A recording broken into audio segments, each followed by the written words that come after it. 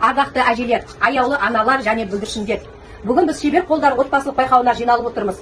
Бұл байқау ұлттық құндылықтарды дәріптеуге, отбасылық шығармашылықты дамытуға бағытталған. Ендеше шебер қолдар отбасылық байқауын ашық деп жариялаймыз. Бүгінгі қатысушыларға сәттілік тілеймін. Бүгінгі байқауға қатысушыларды шақырамын.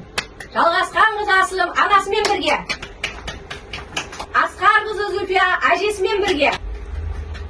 Бүгінгі байқау барысы 4 кезеңнен тұрады. Бірінші кезең кел танысайық, өздерін немесе командасын таныстыру. Екінші кезең қол өнер материалдарымен жұмыс. Үшінші кезең қол өнер бұйымдарын безендіру.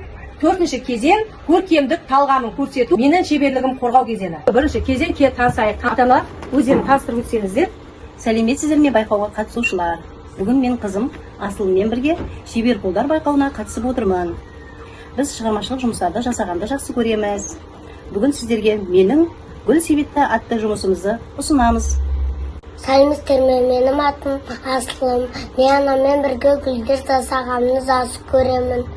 Бүгін мен өз қолыммен жасаған гүл себетімді көрсетемін. Мен Зульфияның әжесімін.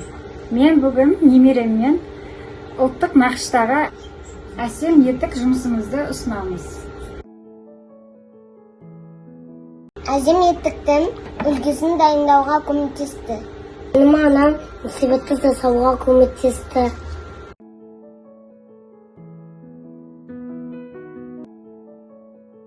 Біз етікті ұлттық ою-өрнектермен безендірдік. Мен етігімді әдемі болғанды қаладым. Гүл себетін түрлі түсті гүлдермен, моншақтармен, ленталармен безендірдік. Мен гүлдерді жақсы көремін. Себетімді әдемі гүлдермен жасадым.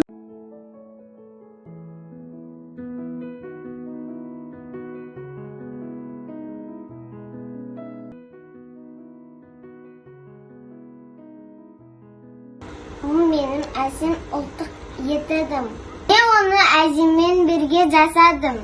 Бүгінгі жұмысымыз арқылы қызыммен бірге шығармашылық уақыт өткіздік. Біз өз жұмысымызды сүйіспеншілікпен жасадық және сіздерге ұсынуға қуаныштымыз. Бұл менің гүл себетім. Анаммен бірге жасадым.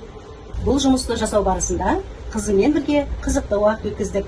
Бірлескен еңбек арқылы бала өз ойын жеткізуге, ұқыптылыққа, әдептілікке сезінуге және еңбекті бағалауға үйренді.